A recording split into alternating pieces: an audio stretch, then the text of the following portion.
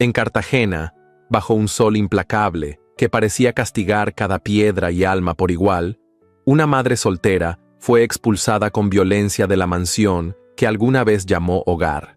Emilia Galván caminaba con la frente en alto, mientras su pequeña hija Lucerito se aferraba a una muñeca desgastada, su única compañera en la deshonra. Pero el destino, como una sombra inesperada, aguardaba en el camino polvoriento. Un conde marcado por la tragedia cruzaría su sendero, desencadenando secretos que cambiarían para siempre la vida de ambos. Bienvenidos a esta historia donde el honor lucha contra el deseo y el pasado vuelve para exigir cuentas. Mientras escuchas, cuéntame desde dónde nos acompañas hoy y dime, ¿qué es lo que más te cautiva en un romance de época? Cartagena de Indias, Colombia, año de 1860. El calor se abatía sobre la ciudad amurallada como un castigo divino. La brisa del mar, que en otros días acariciaba los balcones coloniales con dulzura, se había retirado, dejando que el sol cayera a plomo sobre las piedras gastadas por siglos de historia. En lo alto del barrio de Manga, donde las casonas señoriales aún guardaban el eco de las glorias virreinales, las puertas de la mansión Orduña se cerraban con un estruendo seco y final. Doña Emilia Galván fue empujada hacia la calle con violencia contenida, como si la vergüenza de la familia debiera ser barrida por el umbral. Su vestido de algodón crudo, digno pero gastado, se aferraba a su cuerpo empapado en sudor. A un lado, de su mano, caminaba Lucerito, su hija de apenas 8 años, con los pies descalzos y los labios agrietados por la sed. La niña apretaba contra el pecho una muñeca de trapo sin rostro, la única compañera que le quedaba. Desde el ventanal del segundo piso, tras un velo de encaje negro y la sombra de una peineta alta, doña Mercedes de Orduña los contemplaba en silencio. Su rostro, inmóvil como una máscara de mármol, no expresaba lástima ni remordimiento. A su lado, el notario don Fermín de Valcárcel doblaba cuidadosamente unos papeles manchados de tinta, satisfecho por el trabajo concluido. «No volverán a cruzar ese portón», dijo Mercedes con voz helada. «La sangre se limpia, Fermín, y yo no permitiré que la deshonra manche el apellido de mi difunto sobrino». Ninguna lágrima cayó de los ojos de Emilia, no frente a ellos, no mientras Lucerito la miraba buscando valentía donde ya solo quedaba el orgullo. Con la cabeza en alto y la espalda erguida, caminó junto a su hija calle abajo, bajo un sol que parecía cebarse con su piel. Ningún cochero se detuvo, ningún vecino abrió sus postigos, nadie extendió una mano. Caminaron así durante más de 1 hora, cruzando el umbral invisible entre la ciudad de los salones y la del polvo. La brisa marina se desvanecía entre las huertas secas, y los adoquines daban paso a la tierra cuarteada de las afueras. Cada paso era más lento, cada sombra más lejana. Lucerito trastabilló. Emilia la sostuvo con ambas manos, sin pronunciar palabra. A lo lejos, la silueta de la hacienda San Lázaro comenzaba a dibujarse como un espejismo entre la bruma. Allí, entre manglares y esteros, vivía un hombre que había enterrado su nombre entre recuerdos. Don Alonso de Aymerich, conde de una tierra que ya no presumía, viudo desde hacía 6 años, dueño de extensos cultivos y de un corazón que había sellado con cerrojos invisibles. El camino polvoriento serpenteaba entre cercos de piedra y matas secas. Allí, sobre la cuneta agrietada, Emilia sintió que sus piernas ya no respondían. Se dejó caer de rodillas, abrazando a su hija que comenzaba a convulsionar levemente por el calor. El vestido se rasgó en las costuras, su piel ardía. El aliento era breve, entrecortado, casi ausente. «Resiste, mi amor», susurró con los labios partidos. «No cierres los ojos. No ahora». Lucerito no respondió. Solo murmuró algo ininteligible mientras su pequeño cuerpo se desvanecía en los brazos de su madre. Fue entonces cuando el sonido de un carruaje rompió la quietud del camino.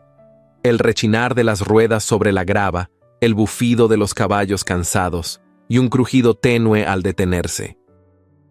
Desde la altura del pescante, un hombre observó la escena.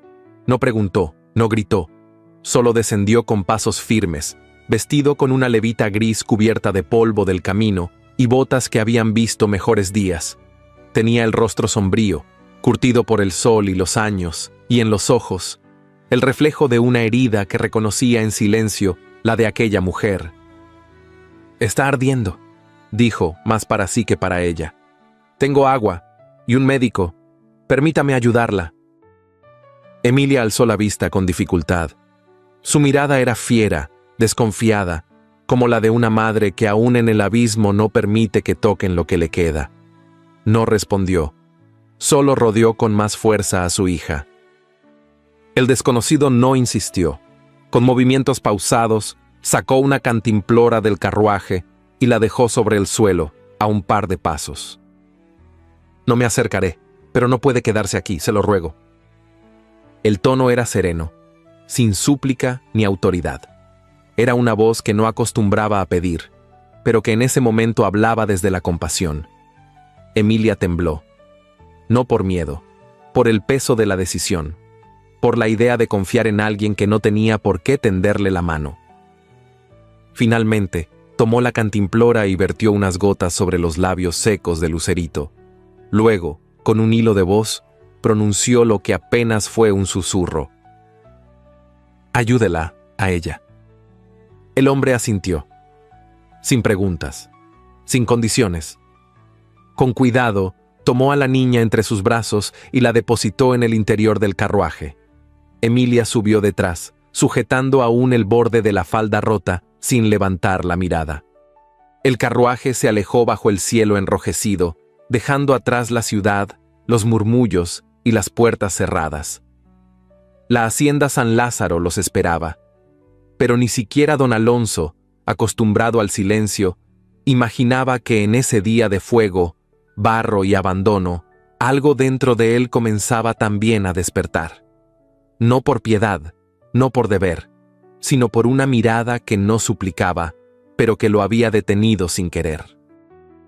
Y así, sin saberlo, comenzó la historia que cambiaría para siempre el destino de 3 almas heridas bajo el mismo sol, el sol de la deshonra y de la primera misericordia. La hacienda de San Lázaro se alzaba en medio de la tierra roja y el follaje polvoriento, como una reliquia suspendida en el tiempo. Su arquitectura, heredera de la tradición andaluza, conservaba el alma de otro siglo. Corredores de arcos blancos, contraventanas de madera oscura, rejas forjadas con detalle artesanal y un pozo antiguo que dormía en el centro del patio, cubierto por enredaderas secas. Aquel lugar no parecía simplemente una casa, era una memoria de piedra, una estructura que respiraba en susurros y retenía secretos entre las grietas de sus muros. Cuando el carruaje cruzó el umbral del portón principal, ya caía la tarde. La luz dorada filtraba los contornos de la vegetación seca y se colaba entre las palmas inclinadas como si buscara una última oportunidad de acariciar algo puro antes de que llegara la noche. Don Alonso descendió primero. Llevaba a Lucerito en brazos, envuelta en una manta de lino. Su respiración era apenas perceptible, pero aún presente. Emilia bajó en silencio, la mirada baja, los labios partidos por el sol y el alma desgarrada por la incertidumbre. Don Alonso no habló, solo indicó con un gesto sobrio la entrada lateral de la casa, por donde Inés Paredes, la muchacha mestiza que oficiaba de ama de llaves y enfermera, ya había corrido a preparar una habitación. Dentro, el aire era más fresco. Olía a madera envejecida, a cera derretida, a soledad larga. Emilia no recordaba cómo cruzó el corredor, ni cómo llegaron a aquel cuarto de cortinas cerradas, con un ventanal que daba al jardín posterior. Solo supo que, al ver a su hija tendida en aquella cama de sábanas blancas, la sangre comenzó a volverle lentamente al cuerpo. Quiso sentarse junto a ella, pero las piernas no le respondieron. Cayó de rodillas al lado del lecho y tomó la pequeña mano de Lucerito entre las suyas, como si ese contacto fuera la única certeza que aún podía sostener. «Tranquila», dijo una voz grave detrás de ella. «Ya viene el doctor». Emilia giró apenas la cabeza. Don Alonso estaba allí, en la penumbra, de pie, con la levita polvorienta aún sobre los hombros. No se acercó, no la miró con lástima, solo permaneció allí, como una presencia firme que no invadía, pero tampoco se desvanecía. Minutos después, don Laureano Esguerra llegó en una caleza modesta, precedido por el galope de su caballo viejo y una nube de polvo. Era un hombre delgado, de barba blanca, cejas espesas y movimientos pausados, como si el tiempo no lo apurara desde hacía años. Al ver a Lucerito, frunció los labios con gravedad. «Está deshidratada y tiene una contusión leve en la sien, pero lo más urgente es bajar la fiebre», dictaminó con tono seco, mientras abría su maletín de cuero. «¿Vivirá?», preguntó Emilia sin voz. Don Laureano la miró con algo parecido a la ternura. «Si se queda a su lado esta noche y logra hacerla beber poco a poco, sí». Aquella noche, Emilia no se apartó del lecho. Se sentó en una silla de madera con el asiento hundido, humedeciendo los labios de su hija con paños tibios, susurrándole canciones olvidadas, hablándole con la voz que nace del alma cuando ya no queda otra cosa. Don Alonso no volvió a entrar, pero Inés se asomó en 2 ocasiones con caldo, toallas limpias y una vela nueva. En la madrugada, Lucerito abrió los ojos. No dijo palabra, pero sus pestañas parpadearon al ver el rostro de su madre. Emilia no lloró, pero un leve estremecimiento le recorrió el cuerpo como una ola silenciosa. Al amanecer, cuando el sol tiñó de oro los cristales de la ventana, Emilia sintió por primera vez en mucho tiempo que no estaba en un lugar hostil. El cuarto seguía siendo ajeno, sí, pero no agresivo. El silencio de aquella casa era distinto al de las mansiones de ciudad. Allí no pesaba por desprecio, sino por ausencia. Como si alguien, alguna vez, hubiera llenado esas habitaciones con risas y pasos veloces, y ahora todo estuviera suspendido, a la espera de algo que no regresará. Cuando don Alonso reapareció esa mañana, Emilia estaba de pie junto al ventanal. Se había lavado el rostro, recogido el cabello en una trenza sobria y vestía una bata de lino que Inés le había dejado sobre el respaldo de la silla. «Su hija descansó. Eso es bueno», dijo él con voz baja. «Sí, el doctor dijo que se estabilizó». «¿Comió algo usted?», Emilia negó con un leve movimiento de cabeza. «No tengo apetito». «Aún así, debe alimentarse. Inés ha preparado café y pan fresco». Hubo una pausa. Ni una mirada sostenida. Ningún gesto de más.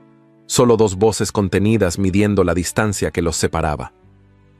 «¿Cuánto tiempo planea quedarse?», preguntó él, sin dureza pero sin rodeos. «Lo necesario», respondió ella. «No tengo a dónde más ir». «Puede quedarse unos días, hasta que su hija esté fuerte». «Gracias, señor. No le causaré molestias». Él asintió y sin más se retiró. Aquel fue el inicio de una convivencia extraña, de silencios compartidos y presencias distantes. Emilia se levantaba al alba, ayudaba a Inés con las tareas más sencillas, recogía flores marchitas del jardín y bordaba en las tardes sin pronunciar palabra.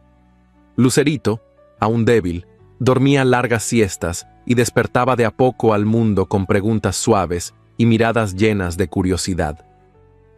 Don Alonso, por su parte, se mantenía ocupado en los asuntos del campo. Salía temprano a caballo, regresaba al anochecer, siempre impecable, siempre solo. Comía en el comedor del ala norte, mientras Emilia y su hija lo hacían en la cocina, a petición de ella misma.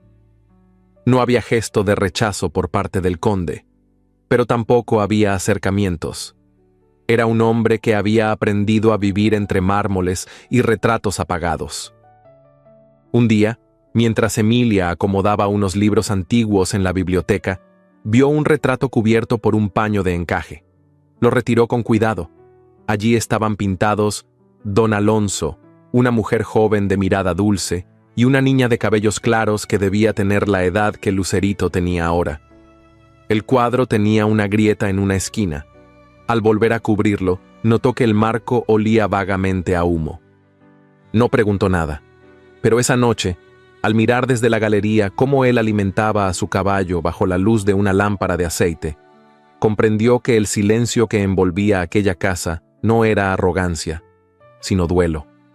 Esa casa no era de él, era de sus muertos, de su pasado, de un tiempo en el que aún creía que el amor era posible, y ahora, Emilia y su hija habían cruzado la puerta de ese santuario sin saberlo, como fantasmas de carne y hueso que venían a recordar que el dolor no se borra, pero a veces puede aprender a convivir con el presente. Emilia no lo sabía, pero desde la penumbra de su despacho, don Alonso la había observado esa tarde, mientras ella leía en voz baja a su hija. Había visto la forma en que colocaba la manta sobre los pies pequeños.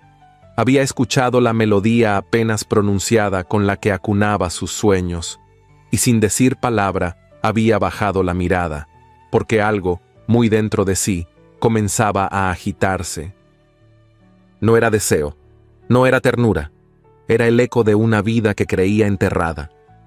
Y aunque ninguno de los dos lo supiera aún, esa casa que aún dolía, tal vez no estuviera tan vacía como creían. Las campanas de la iglesia repicaban con lentitud esa mañana, como si el propio pueblo despertara arrastrando un peso invisible. Cartagena no era lugar de prisas ni de secretos bien guardados. Todo lo que se decía, o no se decía, se propagaba como polvo en el viento, colándose por las rendijas de las puertas, arrastrándose bajo los aleros, hasta posarse sobre las lenguas de quienes no podían resistirse al arte de murmurar. Y desde hacía 2 semanas no se hablaba de otra cosa. «Dicen que la compró con dinero en efectivo», murmuraba la esposa del panadero mientras cambiaba un bolillo por un puñado de monedas. 50 pesos, como si fuera un saco de arroz. «¿Y qué tal que lo haya embrujado? ¿No ves cómo el conde ya ni sale al club?», respondía la mujer del boticario, escandalizada. «Y con esa niña, seguro la hace pasar como hija suya para quedarse con el apellido». La calumnia ya no era un susurro. Era un río que descendía desde los altares hasta las mesas de juego, pasando por los corredores de las casas principales. Las palabras brotaban como cuchillos finos en boca de doña Mercedes de Orduña, afiladas con habilidad, dosificadas con veneno. Desde su salón tapizado de terciopelo marchito y rodeada de abanicos de encaje, ella tejía su venganza con precisión de bordadora. No necesitaba levantar la voz ni acusar directamente. Solo dejaba caer frases como gotas de tinta sobre una tela blanca. ¿Quién hubiera imaginado que una mujer como Emilia sería tan rápida para rehacerse? No pasó ni un mes y ya vive en casa de un viudo. Ay, Mercedes, pero si la niña estaba enferma. ¿Y eso justifica compartir techo con un hombre solo? Por Dios, no seamos ingenuas. Y así, las palabras se repetían, se deformaban, se endurecían. Lo que había sido un acto de compasión se convertía en escándalo. Lo que fue socorro se presentaba como conveniencia. Don Fermín de Valcárcel no tardó en sumarse al juego. En su despacho, detrás de una puerta con vidrios esmerilados y un crucifijo ladeado por el tiempo, comenzó a redactar documentos falsificados. Papeles que hablaban de acuerdos económicos, de deudas inexistentes, de herencias malversadas. Su caligrafía era pulcra, legal, sin tachaduras, pero su intención era sucia. «Es solo cuestión de tiempo», le dijo una tarde a Mercedes, mientras firmaba una de las hojas con pluma de marfil. «Cuando la autoridad mire esto, no habrá quien la defienda. Su virtud, señora, es un mito que se caerá como una fachada mal construida». Mercedes asintió, satisfecha. En su regazo, el abanico golpeaba levemente su rodilla. Tenía la mirada fija en un punto invisible, como quien contempla el derrumbe que ha planeado por años. En las calles, el eco de sus acciones ya comenzaba a notarse. Emilia, que había comenzado a bajar al pueblo con Lucerito algunos días para comprar frutas o buscar tela para coser, empezó a notar cómo el aire cambiaba. Ya no la saludaban como antes. El vendedor de mangos que solía regalarle uno a la niña, ahora volteaba el rostro. Las mujeres de misa evitaban sentarse junto a ellas en los bancos laterales. El sacerdote las bendecía de lejos, con una mano breve y una mirada escurridiza. En el mercado, las vendedoras cuchicheaban tras sus canastos. Emilia fingía no oír. Caminaba con la cabeza en alto, con Lucerito bien tomada de la mano, pero la tensión era evidente. Los precios se inflaban para ella. Le ofrecían la fruta más madura. Se negaban a dar vuelto con monedas limpias. Una mañana, al salir de la iglesia, una mujer de nombre Clarisa, prima lejana de los Orduña, se acercó con una sonrisa plástica. «Qué milagro verla en el templo, doña Emilia. Dicen que ahora usted reza más que antes, y me parece bien. Todas tenemos algo que expiar, ¿no cree?» Emilia no respondió. Solo miró a Clarisa a los ojos con una dignidad que desarmaba. «Mi conciencia duerme en paz, señora. No puedo decir lo mismo de algunas reputaciones que caminan demasiado pendientes de la mía». Y con esa frase, dio media vuelta y se marchó, con Lucerito abrazada a su cintura. Pero la herida no estaba en las palabras, estaba en la mirada de su hija. Aquella tarde, de regreso en la hacienda, mientras Emilia remendaba un vestido en el zaguán, Lucerito se le acercó en silencio. Había estado jugando con las semillas del jardín, pero ahora tenía la expresión ensombrecida. «Mamá, ¿por qué la gente nos mira como si fuéramos malas?» Emilia detuvo la aguja en el aire. La pregunta era simple, pero dolía como si abriera una vieja cicatriz. «¿Quién te dijo eso, amor?» «Nadie, pero lo veo. Hoy en la plaza nadie me devolvió el saludo. Una señora me miró como si le diera asco. ¿Yo hice algo malo?»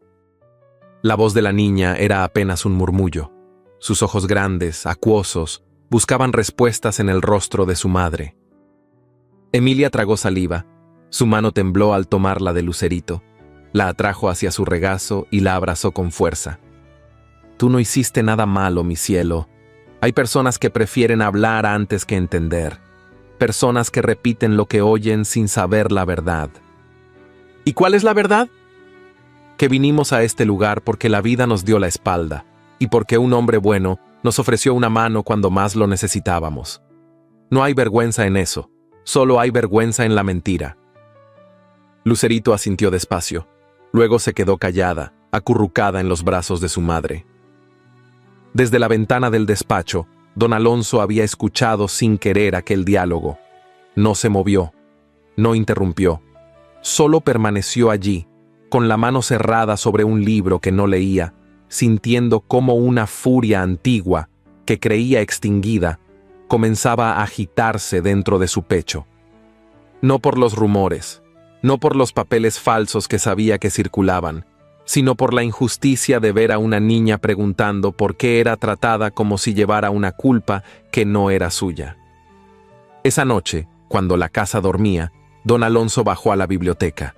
Buscó en el fondo de un cajón una carpeta olvidada. Contenía escrituras, nombres, firmas, conexiones con los Orduña que llevaba tiempo evitando. Encendió una lámpara de aceite, se sentó ante el escritorio y comenzó a leer. Mientras tanto, en el corazón de Cartagena, las sombras seguían creciendo, como raíces podridas bajo tierra.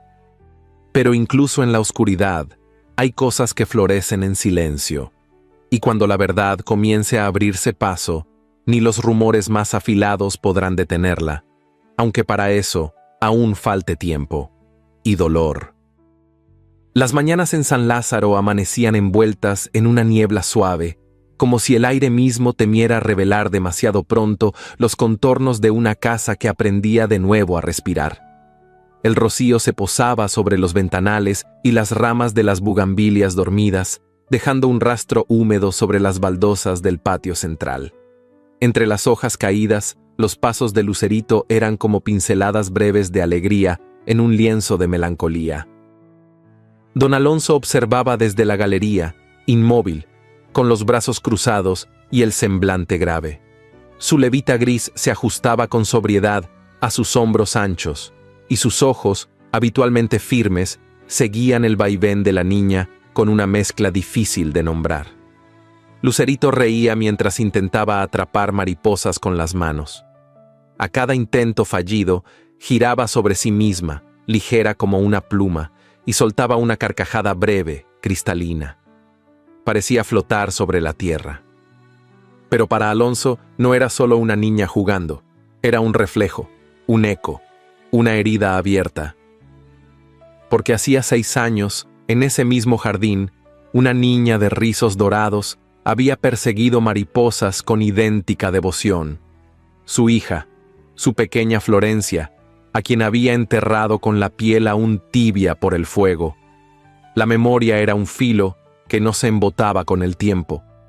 Y en ese instante, mientras el canto de los gorriones se mezclaba con la risa de Lucerito, el recuerdo volvió con fuerza, doloroso, pero distinto. Ya no era solo luto, había también una ternura nueva, temblorosa, que le erizaba la piel sin permiso. Alonso cerró los ojos por un instante, luego, sin decir palabra, descendió los escalones del corredor y se perdió entre los naranjos, con pasos lentos y el alma revuelta. Dentro de la casa, Emilia se inclinaba sobre una mesa de madera pulida. Tenía las mangas arremangadas y el cabello recogido con un pañuelo blanco. Lavaba unas cortinas manchadas por el tiempo, restregándolas con jabón de almendra y agua de pozo. No lo hacía por obligación, ni porque se lo hubieran pedido. Lo hacía porque su cuerpo necesitaba ocuparse, y su corazón necesitaba enraizarse en algo útil, tangible. La casa aún no era suya, pero ya la sentía viva entre sus dedos.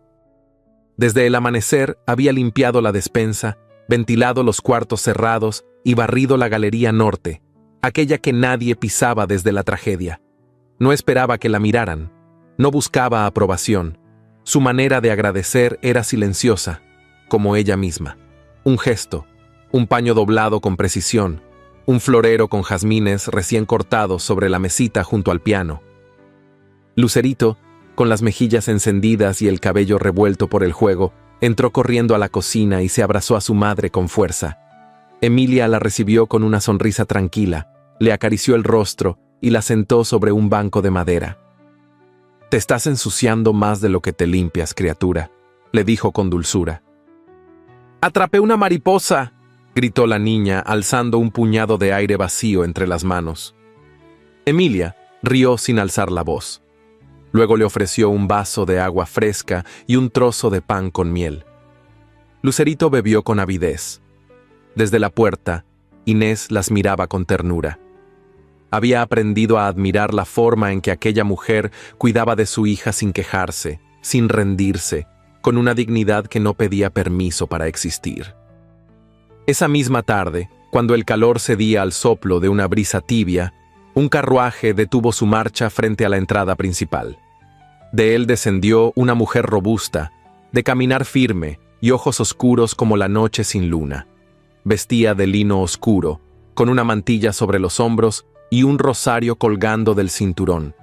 Era doña Eulalia Camacho, esposa del jefe de policía y antigua enfermera del Hospital de San Pedro. Entró sin vacilar. Había sido invitada por Alonso, pero aún sin esa cortesía, lo habría hecho igual. No temía a puertas cerradas. En el recibidor, Emilia se apresuró a ofrecerle asiento y agua con limón. Eulalia la examinó con la mirada de quien ha visto a muchas mujeres caer, y también a algunas levantarse. «¿Usted es Emilia Galván?», preguntó sin rodeos. «Sí, señora, a sus órdenes». «No soy señora de nadie, solo Eulalia. ¿Y esa niña que jugaba en el jardín?».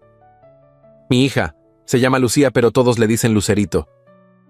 Doña Eulalia asintió. Bebió un sorbo de agua, observó el orden de la casa, los paños colgados al sol, los vidrios limpios, el aroma tenue de lavanda que flotaba en el ambiente. «Han dicho muchas cosas sobre usted en el pueblo», murmuró, sin crueldad ni compasión. Emilia no bajó la mirada, mantuvo el rostro sereno y la voz firme. «Lo sé. Algunos la llaman interesada, otros descarada. pero yo no suelo creer lo que sale de bocas maliciosas. Prefiero mirar con mis propios ojos. Hubo un silencio breve. Eulalia se inclinó hacia adelante. Y lo que veo es una mujer que no se ha dejado vencer. Eso no es escándalo, eso es coraje. Emilia no supo qué responder. Solo sintió que algo cálido le subía por el pecho, como una gratitud antigua que no encontraba palabras. Doña Eulalia se levantó, alisó su vestido con ambas manos y se despidió con un gesto respetuoso. Al salir, se cruzó con Alonso, que volvía de revisar las acequias del terreno. Lo saludó con un leve movimiento de cabeza. «Cuide a esa mujer», le dijo con voz firme, «no porque la necesite, sino porque el mundo necesita más como ella». Alonso no respondió, pero algo se movió en su interior, como una puerta que se entreabre tras años cerrada.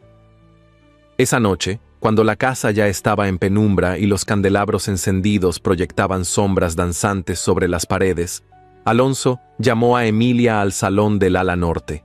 Ella entró con paso pausado, las manos entrelazadas sobre el regazo y el cabello aún húmedo por el baño. «Quiero mostrarle algo», dijo él sin mirarla directamente. La condujo hasta una habitación cerrada, cuya llave había colgado por años en un rincón del escritorio. Al abrirla, el polvo se alzó en una nube dorada. Dentro, el aire olía a madera encerrada, a rosas secas y a silencio contenido. Sobre una mesita, envuelto en un paño de lino, yacía un retrato. Él lo descubrió con lentitud.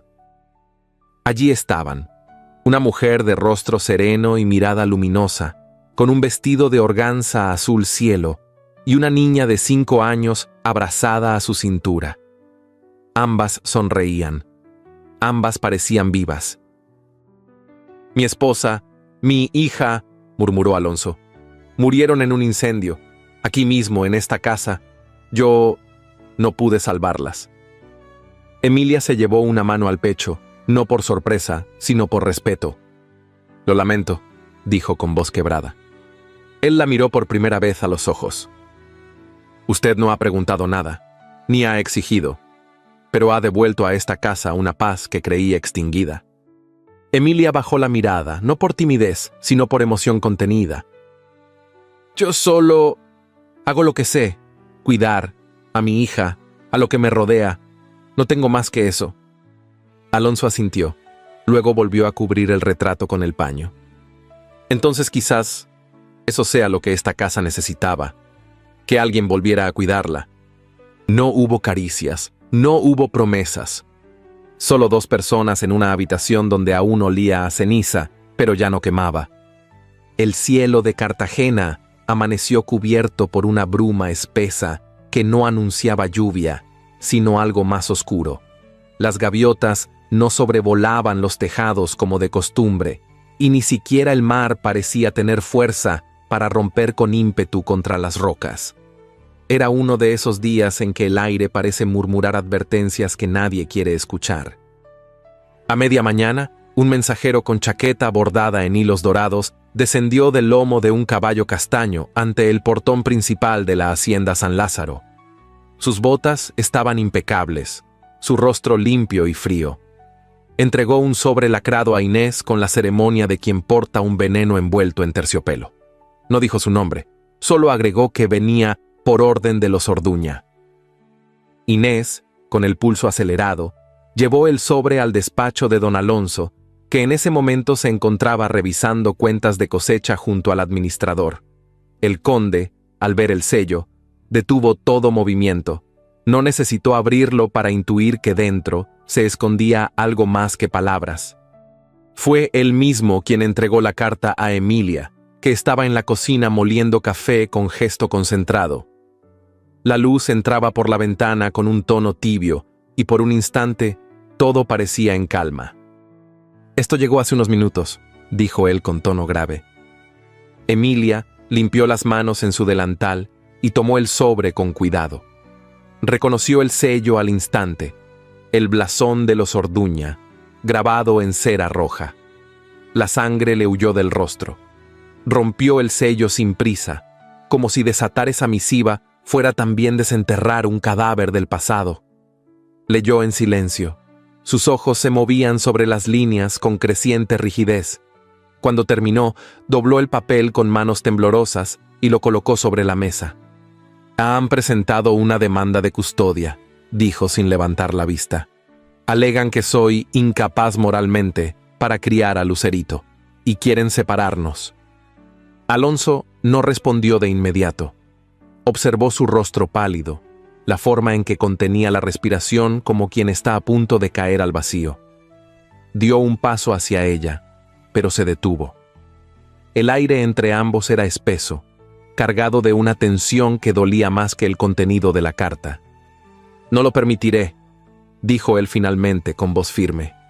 Si desean hacer una guerra legal, no estarán solos. Me encargaré de buscar al mejor abogado. Esta hacienda tiene recursos y yo... No, lo interrumpió Emilia, con un hilo de voz que, sin embargo, tenía filo. No puedo aceptarlo. Ya es suficiente que vivamos aquí, que me hayan señalado, que digan que busco protección en un hombre para sobrevivir. No puedo deberle también mi defensa. Esto no es una deuda, replicó Alonso dando un paso más cerca. Es justicia. ¿Y qué sabe usted de justicia, don Alonso?, preguntó ella, alzando la voz por primera vez desde que llegó. ¿Cree que la justicia existe para mujeres como yo, para las que fueron arrojadas a la calle como perros sin nombre? La intensidad de su mirada le golpeó el pecho, pero Alonso no se movió. No le estoy ofreciendo lástima. Estoy ofreciendo lo que es justo. Nadie que haya visto cómo usted cuida a su hija podría dudar de su capacidad moral. Nadie, excepto los que temen perder el control que una vez tuvieron sobre usted. Emilia bajó la vista. La mano derecha le temblaba sobre la mesa.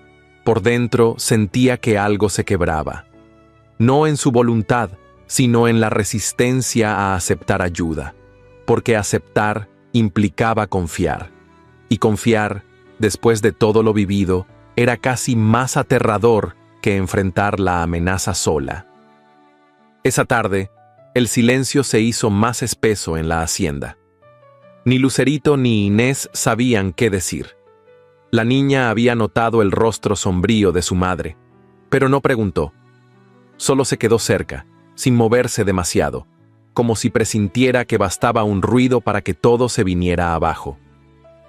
Al caer la noche, cuando el aire se tornó más denso y las ranas comenzaron su canto desde los estanques, Inés salió al portón a buscar agua del aljibe. Fue entonces cuando lo vio. Un cartel clavado con clavos oxidados sobre la reja, balanceándose con el viento. Protejan a los hombres de las mujeres sin honra. Las letras estaban escritas en tinta negra, firmes, crueles como un látigo. Inés lo arrancó de un tirón y corrió al interior con el rostro descompuesto. «Doña Emilia, don Alonso, miren lo que han hecho». Cuando Emilia leyó las palabras, no dijo nada. Sus ojos se detuvieron en cada letra como si buscara comprender no el mensaje, sino la maldad que lo había provocado. Lucerito, que se había acercado en silencio, también leyó. Al principio no entendió. Luego, al ver las reacciones, al ver a su madre paralizada y a Inés tapándose la boca para no llorar, comprendió que algo estaba muy mal. «¿Qué dice mamá? ¿Por qué escriben eso de ti?» Emilia se agachó hasta quedar a la altura de su hija. Le acarició la mejilla con ternura, pero sus labios temblaban. «Nada, amor, no dice nada que valga la pena repetir». «¿Te van a quitar de mí?» La pregunta fue tan directa que Emilia sintió que el alma se le quebraba en el centro. Tragó saliva. Apretó los dientes. «No, mi vida, nadie nos va a separar, nadie». Pero cuando se levantó, sus piernas vacilaron. Don Alonso se acercó y le ofreció apoyo con una mano, pero ella no la tomó. Caminó hacia el interior con la frente en alto y los ojos humedecidos. Esa noche no cenó, tampoco durmió. Se sentó en la mecedora del cuarto de Lucerito, mirando cómo la niña dormía con el brazo extendido hacia donde solía estar la muñeca de trapo. Las sombras del candelabro se proyectaban en las paredes, alargándose como dedos que querían llevársela. Emilia pensó en su pasado, en los días felices que creía eternos, en la vergüenza de haber sido humillada, en el miedo de no poder proteger a lo único que le quedaba. Pero cuando la primera luz del alba tocó las baldosas, tomó aire. Se levantó despacio, fue hasta su baúl y sacó un cuaderno de tapas duras. Escribió en él con letra firme: «No permitiré que el desprecio me arrebate lo que el amor me dejó. Esta vez no correré, esta vez pelearé». Luego cerró el cuaderno, se alisó el cabello y salió a buscar a don Alonso. Tenía algo que decirle. Porque hay un momento en que el silencio ya no basta. Un momento en que una mujer ya no suplica, se levanta. Y ese momento había llegado. Cartagena despertó esa mañana envuelta en una luz pálida, como si el cielo dudara entre la claridad y la sombra. El viento soplaba desde el mar con una dulzura apenas perceptible, arrastrando consigo sal y rumores. En las calles empedradas, el bullicio habitual parecía contenerse. Era lunes, pero no cualquier lunes. Algo en el aire se anunciaba distinto, como si el propio tiempo hubiera detenido el aliento a la espera de una decisión silenciosa. Emilia se vistió con un vestido oscuro, sobrio, sin adornos. Se recogió el cabello en un moño bajo, firme, y se cubrió los hombros con un chal de lino negro. No pidió acompañamiento, no aceptó consejos. Salió temprano de la hacienda San Lázaro, con el paso decidido y el rostro sereno, pero tenso.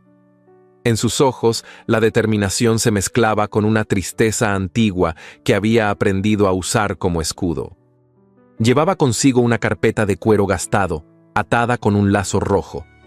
Dentro, no había pruebas concluyentes ni grandes documentos legales, pero sí cartas, dibujos de lucerito, recetas médicas, pequeños registros del día a día que mostraban la vida de una madre que no había abandonado jamás su deber.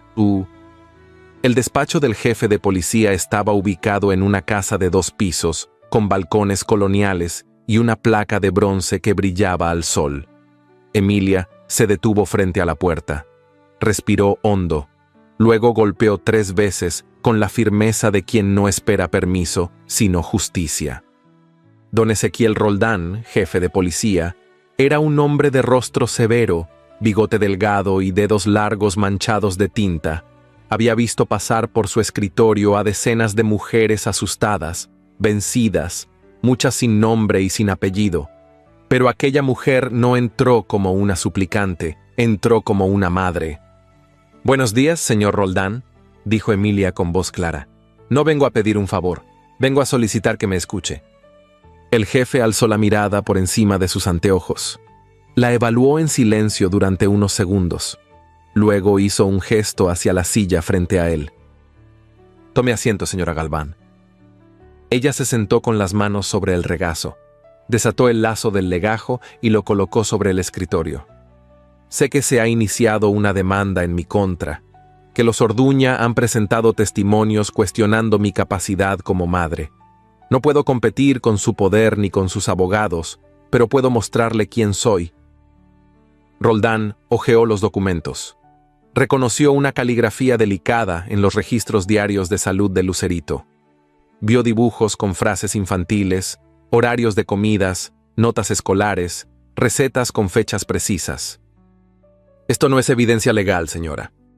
«Lo sé, pero es evidencia de verdad». El hombre guardó silencio. Luego cerró la carpeta con cuidado.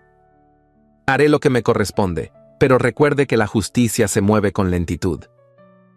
«Yo también», dijo Emilia, «pero cuando avanza deja huella». Salió del despacho sin esperar aprobación. Caminó de regreso con paso firme, sin saber que esa misma mañana alguien más había llegado a la ciudad para seguir sus pasos. El joven cronista Julián Espeleta bajó del tren con una libreta bajo el brazo y una cámara al cuello. Había oído hablar del escándalo de los Orduña en Bogotá, en una tertulia donde los nombres poderosos flotaban como dioses caídos. Le intrigó no el chisme, sino el silencio que lo rodeaba. Decidió viajar por cuenta propia, sin anunciárselo a nadie. No buscaba una historia para vender, sino una verdad que mereciera ser escrita. Se hospedó en una pensión discreta frente al claustro de San Agustín. Desde allí, comenzó a recorrer la ciudad con disimulo, hablando con vendedores, con comadronas, con antiguos empleados de la familia Orduña. Preguntaba poco y escuchaba mucho, y cuanto más escuchaba, más descubría la fragilidad de los cimientos sobre los que se había construido la acusación. Una tarde, en la trastienda de la papelería del puerto, conversó con un antiguo asistente del notario Fermín de Valcárcel. El joven, ya retirado por enfermedad, aceptó hablar a cambio de discreción. «No me pida nombres», dijo con voz rasposa, «pero esos documentos que circulan, no todos fueron firmados en la fecha que dicen». «¿Está diciendo que hay falsificación?» «No lo digo, solo lo sospecho. Lo que sí sé es que una noche, hace semanas, Fermín pidió que se preparara un acta urgente, con el membrete antiguo, y que usó una pluma que ya no se fabrica. Detalles que nadie más nota, pero yo sí». Julián anotó todo en su libreta. No sacó conclusiones, aún no, pero algo en su interior comenzaba a inclinarse. En la hacienda San Lázaro, los días transcurrían con una calma engañosa. Emilia no comentó nada sobre su visita al despacho de Roldán. Seguía ocupándose de la casa como si el mundo no se hubiera vuelto en su contra, pero sus ojos, más hundidos y alertas, delataban el peso que llevaba a cuestas. Lucerito, aunque intentaba sonreír, había perdido el brillo de las carcajadas libres. Jugaba en silencio. Sus muñecas ya no hablaban entre sí. Se sentaba junto a su madre sin hacer preguntas, como si supiera que cada palabra podía ser demasiado. Fue Inés Paredes quien le devolvió un poco de luz. Cada tarde, mientras Emilia lavaba la ropa o preparaba los panes de maíz, Inés se llevaba a Lucerito al jardín. Allí, entre jazmines y dalias, tejía historias con su voz pausada. Le hablaba de mujeres valientes que no tenían castillos, pero sí corazones grandes, de niñas que sabían hablar con mariposas y sanar heridas con canciones. Le enseñó los nombres de las flores, los secretos de las raíces, la paciencia de la siembra. «¿Y tú crees que mi mamá es como una de esas mujeres?», preguntó Lucerito una tarde, mientras arrancaba una hoja de albahaca. «Tu mamá es mejor», respondió Inés, «porque no espera que nadie la salve. Se defiende sola». Lucerito no dijo nada más, pero al día siguiente apareció con una corona de flores mal tejida en las manos. «Es para ella, para cuando vuelva del mercado». Inés la ayudó a colocarla sobre una bandeja de madera, junto a una carta escrita con trazos torcidos que decía: «Gracias por cuidarme cuando nadie más quiso». Esa tarde, cuando Emilia la encontró, sus ojos se llenaron de lágrimas. No lloró. Solo besó la frente de su hija y la abrazó largo rato, sin decir una sola palabra. Y mientras tanto, en un cuarto oscuro de pensión, Julián Espeleta terminaba de escribir la primera línea de su crónica. No hay mayor injusticia que acusar de deshonra a quien ha sobrevivido al abandono con el alma limpia. Y yo he visto esa limpieza. Tiene forma de madre y se llama Emilia Galván. El calor en Cartagena se volvió espeso esa semana, como si el cielo mismo conspirara con los secretos que yacían ocultos en las estancias nobles. El sol caía con violencia sobre las cúpulas de las iglesias y los tejados de arcilla, mientras en los callejones se escurrían palabras no dichas, miradas furtivas y verdades que comenzaban a inquietar las estructuras del poder. Julián Espeleta no se vestía como los hombres de sociedad, ni caminaba como los notables. Llevaba el cuello de la camisa ligeramente desajustado, el cabello rebelde y la libreta de cuero siempre bajo el brazo, manchada ya por el sudor y la tinta. Su modo de hablar era respetuoso, pero directo. Sabía cuándo escuchar y cuándo callar. Por eso, cuando cruzó las verjas de la antigua residencia de los Orduña, ya sabía que no tocaría la puerta principal. Rodeó la propiedad hasta una entrada de servicio, donde lo recibió una mujer de rostro curtido y manos marcadas por años de labores. Se llamaba Doña Remedios. Había servido a la familia por más de 3 décadas y, tras su despido silencioso, vivía ahora en una pensión modesta en el barrio de Getsemaní. «Yo no sé si deba hablar», murmuró al principio con la voz rasposa y los ojos húmedos por la edad. Esa casa me dio techo, pero también me arrancó muchas cosas. Julián no la presionó, solo colocó su libreta abierta sobre la mesa y asintió con calma. No necesito grandes declaraciones, solo la verdad. Fue entonces cuando Remedios comenzó a hablar. Lo hizo con pausas, como quien escarba una tierra dura que no ha sido removida en años. A doña Emilia la trataban como si fuera una intrusa, y eso desde antes de que muriera el patrón. La señora Mercedes siempre la miraba con esa frialdad, como si no fuera digna de estar allí. Pero fue el señor Fermín quien sembró el miedo. Él ordenaba lo que debía decirse, vigilaba las cartas. A veces me tocaba a mí quemarlas, sin siquiera leerlas. ¿Cartas de quién? No sé, pero algunas estaban dirigidas a ella, otras al patrón, siempre con esa letra femenina, firme, elegante. Fermín decía que todo debía desaparecer. No hay cabida para debilidades sentimentales, repetía. Julián anotaba cada detalle, el peso de las palabras, los nombres, las fechas. Pero fue cuando preguntó por el testamento que los ojos de Remedios se nublaron. No puedo probar nada, joven, pero vi cómo Fermín se encerró en el estudio la noche en que murió don Octavio. Estuvo allí horas con el notario anterior que falleció poco después en circunstancias raras. Cuando salió, el testamento ya estaba revisado. ¿Y nadie cuestionó ese documento? ¿Quién se atrevería? Fermín tenía las llaves. Y Mercedes. Mercedes sabía qué puertas cerrar y con qué manos abrir otras. A la mañana siguiente, Julián fue al archivo provincial, un edificio blanco con persianas altas y aroma a pergamino viejo. Después de horas entre legajos y volúmenes encuadernados en cuero, halló lo que buscaba. Una nota marginal en una hoja de inventario, escrita con tinta azul desvaída. Era una escritura anterior al testamento oficial que hoy se reconocía legalmente. En ella, don Octavio mencionaba explícitamente el deseo de dejar una pensión vitalicia para su esposa y madre de su hija en caso de muerte. Esa línea estaba tachada con fuerza, pero no eliminada. ¿Quién hizo esta anotación?, preguntó al escribiente del archivo. Esa letra parece del señor Fermín. Él revisaba los documentos privados de los Orduña. Julián copió el fragmento. Guardó la hoja con el cuidado de quien sostiene una evidencia delicada. Sabía que lo que tenía entre manos no era solo un error administrativo, sino un posible fraude legal, y que su valor no estaba solo en el contenido, sino en el momento en que saldría a la luz. Mientras tanto, en la hacienda San Lázaro, don Alonso de Aymerich había comenzado a mover hilos que tiempo atrás prometió no volver a tocar. Mandó cartas discretas a 2 antiguos compañeros de academia, ahora jueces en distintas provincias.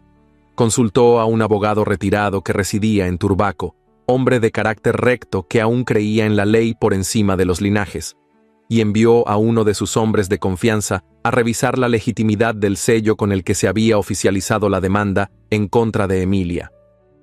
Todo lo hacía con cautela, sin ruido, pero con la determinación de quien sabe que ya no puede permanecer al margen.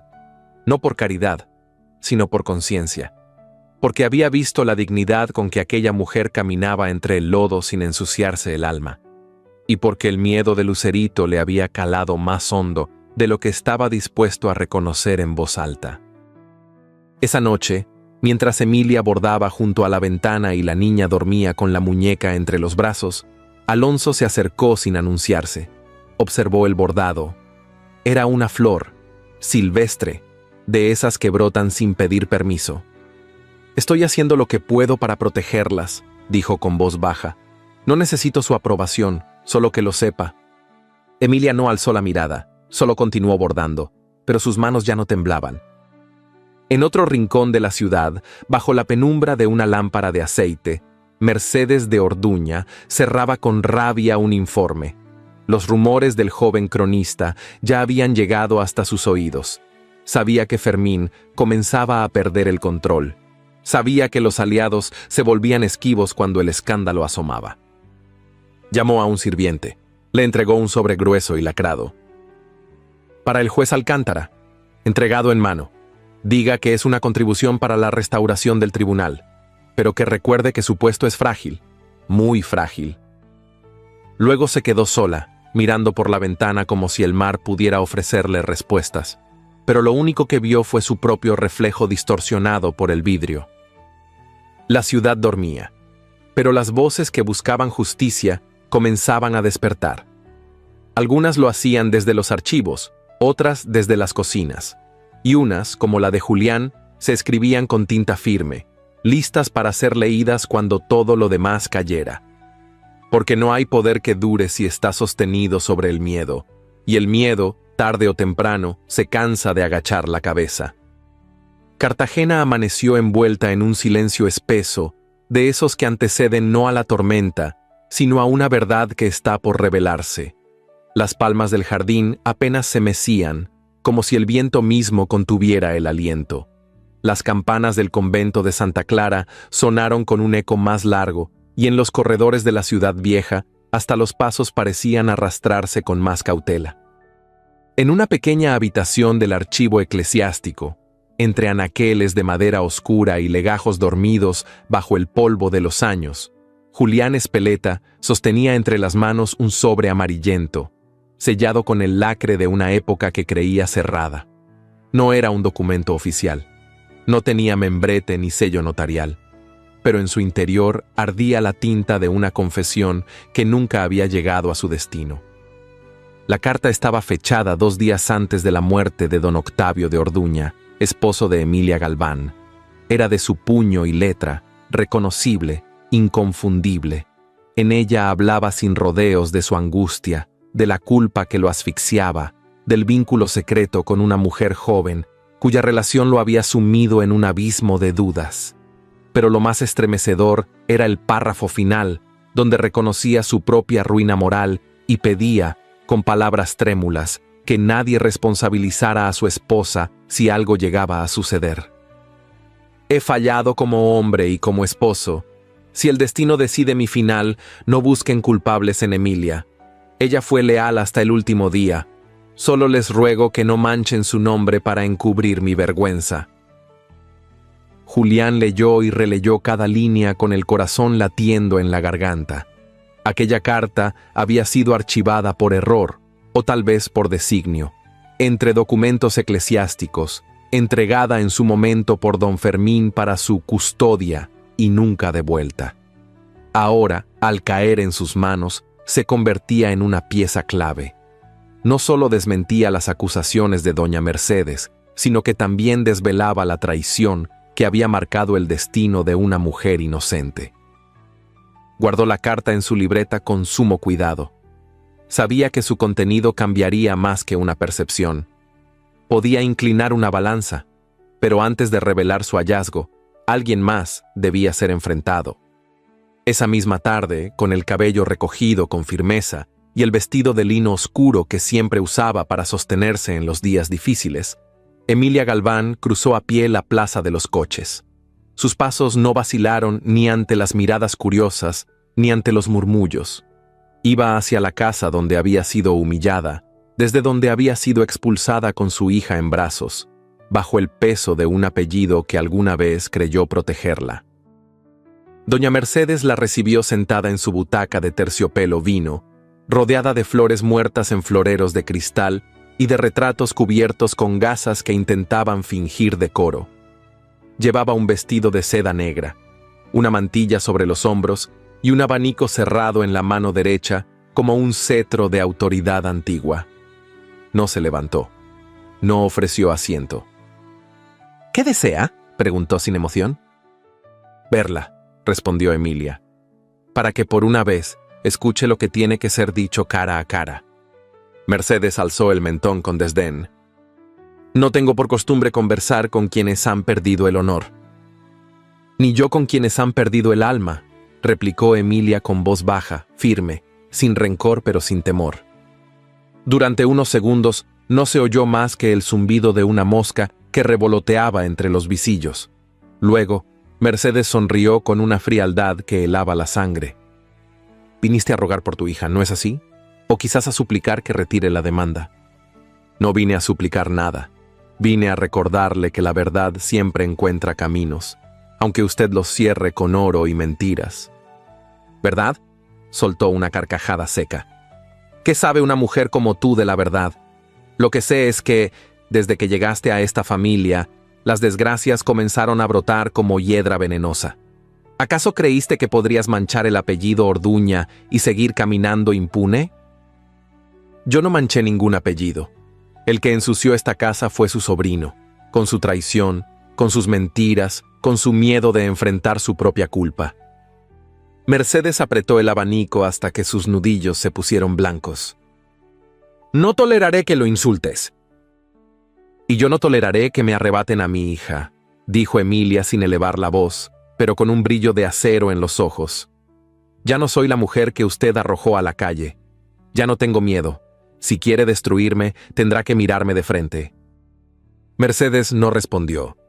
Solo giró el rostro como si el aire de la sala ya le resultara insoportable. Emilia se marchó sin mirar atrás. Al llegar a San Lázaro, encontró a Alonso en la galería. Él la vio venir desde el final del corredor. No dijo nada, pero en sus ojos oscuros había algo distinto. Admiración, sí, pero también una ternura nueva, un asombro sereno por la fuerza con que aquella mujer desafiaba todo sin alardes. ¿Está bien?, preguntó él con tono bajo. Estoy en pie, respondió Emilia, bajando el chal de sus hombros. Y eso, por ahora, es suficiente. Aquella noche, después de la cena, cuando la casa se sumía en su habitual recogimiento, Alonso se acercó a Lucerito en la sala. La niña dibujaba en una hoja, en silencio, con la lengua apenas asomando entre los labios, como siempre que se concentraba. Él se agachó a su lado, con movimientos lentos. «Quiero darte algo», dijo extendiendo la mano. Lucerito lo miró, curiosa.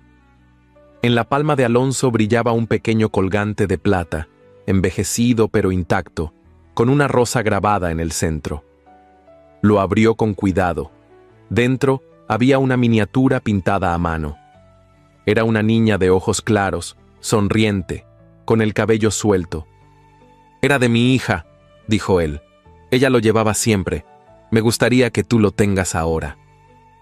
Lucerito lo tomó con las dos manos como si sostuviera un tesoro. Luego lo abrazó con fuerza. «¿Puedo llamarte papá?», preguntó en voz baja. Alonso parpadeó, se quedó inmóvil. Luego asintió apenas. «Si tú quieres». «Quiero», dijo ella, abrazándolo más fuerte. Desde la puerta, Emilia los observaba sin moverse. No intervino. Solo presionó una mano contra su pecho, donde algo nuevo comenzaba a brotar. No era esperanza. Era algo más profundo. Tal vez amor. Tal vez pertenencia. Tal vez la certeza de que no todo estaba perdido. A la mañana siguiente, Julián se presentó en la hacienda. El rostro le brillaba de determinación. «Tengo algo que deben leer», anunció entregando la carta. Emilia la reconoció de inmediato. Era la letra de Octavio, su esposo, su verdugo y ahora también su testigo. Leyó con la respiración contenida. Una lágrima cayó silenciosa al llegar al final. «Lo sabía», murmuró. «Siempre lo supe, pero no tenía cómo probarlo». Alonso la miró con el corazón encogido. No por la carta, por la manera en que ella, aun con todo, no permitía que el rencor la deformara. «Esto puede cambiarlo todo», dijo Julián. «Su nombre, su causa, su historia». Emilia alzó la mirada, y por primera vez en mucho tiempo, sonrió sin amargura. «Entonces comencemos, porque yo ya no tengo miedo». La sala del tribunal estaba sumida en una penumbra solemne que no venía de la luz, sino del aire contenido. Las ventanas altas, cubiertas por cortinas pesadas, apenas dejaban entrar los rayos del sol de mediodía. En los bancos, los murmullos eran como hojas secas rozando el suelo.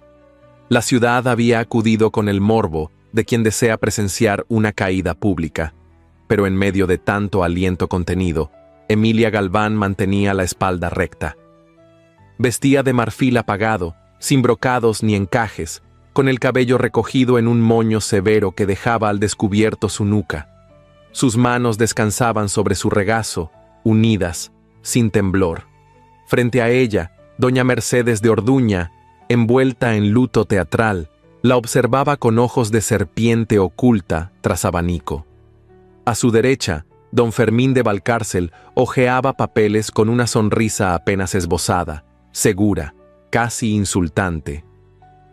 El juez Alcántara, de rostro anguloso y gesto impasible, dio inicio a la audiencia con voz neutra. La custodia de Lucía del Rosario Galván era el tema a tratar. Una niña de 6 años en el centro de una tormenta de poder, honor y verdades ocultas. Mercedes fue la primera en hablar. Su tono era pausado, pulcro, elegido con la precisión de quien ha entrenado cada palabra para parecer virtud. No tengo otro interés que el bienestar de la niña. La señora Emilia, aunque madre biológica, no posee la estabilidad emocional, ni la reputación, ni los medios para ofrecerle un futuro digno. Vive de la caridad de un hombre que... Hizo una pausa medida, mirando a Alonso con desdén, cuya implicación con ella es todo menos clara. ¿Qué ejemplo puede ofrecer una mujer que habita bajo el techo de un viudo sin la bendición del matrimonio? Las palabras cayeron como cuchillos sobre los asistentes. En el fondo, un susurro colectivo recorrió los bancos. Emilia no se inmutó. Siguió sentada, sus ojos clavados en un punto fijo, como si cada frase que la despojaba ante el tribunal se deslizara sobre una coraza invisible. Fermín tomó entonces la palabra. Con voz melodiosa, de orador de salón, presentó documentos, declaraciones testimoniales y extractos manipulados de registros. Habló de una mujer inestable, emocionalmente perturbada, sin vínculos reales con la sociedad. A cada frase se acercaba un paso más al estrado, teatral, seguro de su escenografía. No estamos aquí para castigar a una mujer caída en desgracia, dijo con falsa compasión, sino para proteger a una menor que merece crecer en un ambiente moralmente sano. ¿Cómo confiar en una madre que no supo sostener ni su matrimonio? El silencio se hizo aún más denso. La ciudad, desde sus asientos, esperaba la reacción de Emilia como quien aguarda la rendición de una figura ya vencida. Pero Emilia se levantó. No habló desde la rabia, ni desde la tristeza. Su voz fue clara, profunda, nacida de una dignidad tan antigua como la tierra. No vengo a defenderme, dijo mirando directamente al juez. Vengo a hablar por mi hija, porque es ella quien está siendo arrancada de su lugar seguro, y no por justicia, sino por orgullo herido y poder mal usado. Se acercó al estrado. Entregó una carpeta ordenada con manos firmes. En su interior, certificados médicos, cartas de maestras rurales, dibujos de lucerito, testimonios de vecinos y empleados. Cada documento era una grieta en el muro construido por los Orduña. He sido llamada oportunista, inmoral, débil, y sin embargo nunca abandoné a mi hija, ni cuando me echaron a la calle, ni cuando me negaron el pan en el mercado, ni cuando crucé esta ciudad con ella enferma en mis brazos. La cuidé, la abrigué, la eduqué. Todo lo que soy, lo he puesto a sus pies. Se giró entonces hacia Mercedes. Usted habla de moral. ¿Y qué moral tiene quien calumnia para no aceptar que su sobrino fue el causante de su propia desgracia? ¿Qué virtud hay en mentir para proteger un apellido mientras una niña es separada de su madre? Mercedes apretó los labios. El abanico tembló entre sus dedos, pero no respondió. Emilia continuó. Yo no tengo fortuna, no tengo influencias, pero tengo la verdad, y la traigo en mis manos, porque esta no es una disputa por una niña, es una revancha disfrazada de virtud.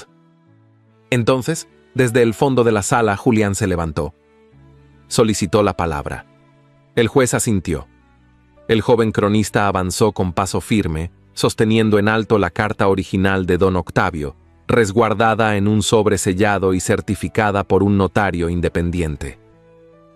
Honorables presentes, lo que tengo en las manos no es una opinión, es una confesión escrita.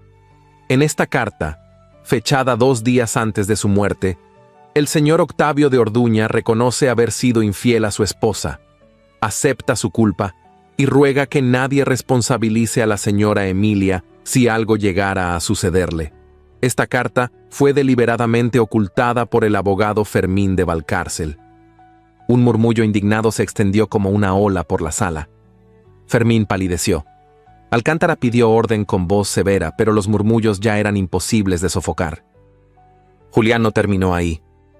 Además de esta carta, hay registros que muestran irregularidades en la redacción del testamento, modificaciones que favorecieron de manera sospechosa a ciertos miembros de la familia y excluyeron disposiciones originales. Todo esto fue perpetrado bajo la supervisión del señor Fermín, quien también presionó a antiguos empleados para guardar silencio. Y algunos ya han hablado. El juez pidió una pausa. Examinó los documentos. Leyó la carta con atención. El tribunal, compuesto por 3 miembros, comenzó a intercambiar miradas. Ya no había certeza en sus rostros, solo sorpresa y duda. Al reanudarse la audiencia, el juez permitió una última intervención. Lucerito, tomada de la mano por Inés, se acercó al estrado. Llevaba un vestido azul con bordados blancos, el cabello suelto y un colgante de plata colgado al cuello. Miró al juez con los ojos grandes, sin miedo, como quien no entiende de leyes, pero sí de amor. «Mi mamá nunca me dejó», dijo con voz suave pero firme. «Cuando yo tenía fiebre, ella no dormía. Cuando me dijeron cosas feas, ella me abrazó. Si ella no está, yo no tengo a nadie, solo quiero quedarme con ella». Una lágrima cruzó la mejilla de Emilia. Alonso cerró los ojos, como quien contiene algo que amenaza con desbordarse. El tribunal suspendió la sesión para deliberar. Mientras tanto, Emilia se arrodilló y abrazó a su hija en silencio. Mercedes abandonó la sala sin mirar a nadie. Fermín se quedó sentado, con la frente empapada en sudor. En la penumbra de aquel salón de justicia, donde por fin comenzaron a quebrarse las máscaras, algo se encendió. No era una victoria aún, pero sí el resplandor de una verdad que ya nadie podía detener. Porque cuando una madre se levanta desde la humillación y habla con el corazón en alto, ni los linajes más antiguos, ni las intrigas mejor planeadas pueden opacar la fuerza de su voz. La mañana en que el tribunal pronunciaría su decisión amaneció sin gaviotas, sobrevolando el puerto. El cielo de Cartagena se extendía gris, silencioso, como si la ciudad intuyera que algo más que un fallo judicial estaba por decidirse. El edificio del juzgado, con sus columnas blancas y balcones de hierro forjado, se alzaba solemne frente a la plaza empedrada, donde ya comenzaban a aglomerarse vecinos, periodistas y curiosos. Dentro, la atmósfera era aún más densa. Cada banco crujía con el más leve movimiento, y hasta los abanicos, fieles aliados del bochorno caribeño, se agitaban con discreción. Los 3 jueces, sentados en lo alto del estrado, hojeaban los últimos documentos con expresión grave. Las manos de uno de ellos se cerraban y abrían lentamente, como si intentara contener la presión del momento. El silencio era tan profundo que podía oírse el goteo de una gotera mal sellada en alguna esquina del recinto. Emilia Galván permanecía sentada junto a su abogado, con Lucerito tomada de la mano. La niña, en su vestido blanco con lazo azul, se aferraba al colgante de plata que Alonso le había regalado días atrás. Emilia, pese a las ojeras que marcaban su rostro, no mostraba miedo. Tenía los labios secos, los dedos entrelazados y el corazón palpitante, pero su mirada no vacilaba. Doña Mercedes de Orduña estaba al otro lado del salón, erguida como una estatua desgastada. Llevaba un vestido negro de seda con encajes antiguos, un broche de esmeralda en el pecho y el rostro cubierto con un velo que no alcanzaba a esconder la palidez de su piel. Don Fermín de Valcárcel, por su parte, se sostenía en su bastón de plata. El bigote bien peinado y la sonrisa arrogante de días anteriores habían desaparecido. Esta vez, ni él mismo sabía si debía mirar al estrado o al suelo. El juez Alcántara se puso de pie. Golpeó suavemente la mesa con el mazo. La sala contuvo la respiración. En vista de las pruebas presentadas, los testimonios escuchados y los documentos ahora confirmados como legítimos, este tribunal ha llegado a un veredicto. Comenzó con voz solemne. En lo que respecta a la custodia legal de Lucía del Rosario Galván, se determina por unanimidad que su madre, la señora Emilia Galván, ha demostrado con hechos, dignidad y constancia ser la persona más apta para velar por su bienestar. Un murmullo leve recorrió la sala, como un soplo que sacudía el polvo de una injusticia antigua. El tribunal absuelve a la señora Galván de toda acusación de inmoralidad, abandono o incapacidad, continuó el juez. Y en relación al señor Fermín de Valcárcel, algunos se giraron, otros apenas parpadearon. Se emite orden de detención inmediata por falsificación de documentos oficiales, ocultamiento de evidencia judicial, manipulación fraudulenta de testamento y coacción a testigos. Fermín no tuvo tiempo de reaccionar. 2 agentes se aproximaron en silencio, uno por cada lado, y lo tomaron del brazo. El bastón cayó al suelo con un golpe hueco que resonó en toda la sala. El abogado intentó decir algo, pero su voz se quebró en la garganta. «Esto es una farsa», balbuceó. «Una conspiración». «Tiene derecho a guardar silencio», dijo uno de los agentes, firme. «Le sugiero que lo use». Fermín fue escoltado hacia la salida. El sonido de sus pasos arrastrados quedó atrás como un eco de poder derrumbado. Doña Mercedes no pronunció palabra. No hubo escándalo ni protesta. Solo el lento levantarse de una mujer que supo que había perdido. Al girarse hacia la puerta, sus ojos se cruzaron por un instante con los de Emilia. Fue una mirada cargada de todo lo que no se dijo. Resentimiento, derrota, y un orgullo herido que no se rendía, pero que ya no podía luchar. Salió sin mirar atrás. En el centro de la sala, Lucerito apretó la mano de su madre con más fuerza. Emilia intentó sonreírle, pero sus labios apenas lograron curvarse. Su cuerpo temblaba levemente, como si, ahora que la batalla había terminado, la tensión acumulada durante semanas se liberara de golpe. Alonso la observó desde su asiento. Supo que no debía decir nada. Solo se levantó, cruzó el recinto y sin pedir permiso ni atención, la rodeó con sus brazos. Fue un abrazo largo, sin palabras, sin promesas. No hubo besos, solo el roce de 2 almas que ya se sabían cerca, aunque no se lo hubieran confesado. Emilia se aferró a él, por fin, con la libertad de quien ya no necesita protegerse de todo. Algunos aplaudieron, otros se limpiaron los ojos, pero la sala no estalló en júbilo. Fue una victoria silenciosa, humilde, como la mujer que la había logrado. Horas después, mientras la ciudad retomaba su ritmo, las imprentas del Diario del Comercio trabajaban sin descanso. La noticia ocupaba la primera plana. Emilia Galván, la madre que Cartagena quiso callar, se alza con dignidad ante la justicia. El subtítulo decía: Falsedades expuestas, poder desenmascarado, la caída de los Orduña. Julián Espeleta, desde su cuarto de pensión, escribía sin pausa. Las hojas se acumulaban sobre la mesa. No era solo una crónica judicial, era el retrato de una mujer a la que muchos habían intentado aplastar, y que, sin escándalos ni armas, había resistido. Esa noche, en la hacienda San Lázaro, la brisa volvió a recorrer los corredores. Las ventanas estaban abiertas, y en la cocina, Inés horneaba pan como cada viernes. Lucerito dormía abrazada a su colgante, y Alonso, en el umbral, observaba a Emilia escribir una carta bajo la luz de una lámpara de aceite. Ella no sabía aún qué vendría después, pero por primera vez en mucho tiempo, lo que tenía delante no era niebla, era un sendero claro. Y en el fondo del corazón, entre el cansancio y la gratitud, un susurro silencioso comenzaba a florecer: esperanza. Las lluvias habían cesado. El cielo de Cartagena, limpio y profundo, se estiraba sobre la hacienda San Lázaro con una quietud que no era ausencia de movimiento, sino el respiro suave de una casa que comenzaba a latir con un nuevo ritmo.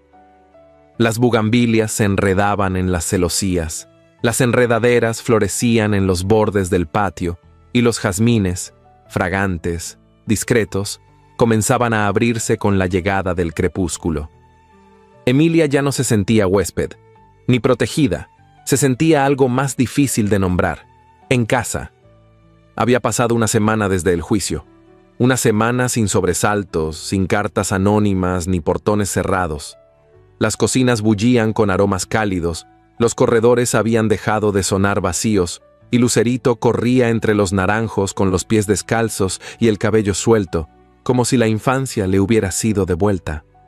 Esa mañana, Emilia despertó con el canto de los pájaros posados en el alero. Se levantó sin prisa, cubrió sus hombros con una chalina de lino blanco y bajó a la cocina. Allí estaba Alonso, en mangas de camisa, preparando café. La estufa de leña ardía despacio, y el olor del grano recién molido llenaba el aire con una promesa sencilla. «No esperaba verlo tan temprano», dijo Emilia, entrando descalza, el cabello aún húmedo. Alonso levantó la mirada, le dedicó una sonrisa discreta y le ofreció una taza. «Hoy amanecí con nostalgia», respondió, «y pensé que el café compartido la aligeraría». Emilia aceptó la taza, sus dedos rozando los de él, apenas. Se sentaron uno frente al otro sin decir mucho, como quienes han descubierto que hay intimidad también en el silencio. Entonces, Alonso se levantó, fue hasta un pequeño gabinete de madera y volvió con una caja azul con bordes dorados. La colocó sobre la mesa con cierta reverencia. «Son cartas», dijo en voz baja, «de mi esposa, escritas en distintos años. Pensé que nunca volvería a abrirlas, pero anoche escuché reír a Lucerito en el jardín y algo en mí cambió». Emilia no tocó la caja. La miró con respeto, como quien observa un relicario sagrado.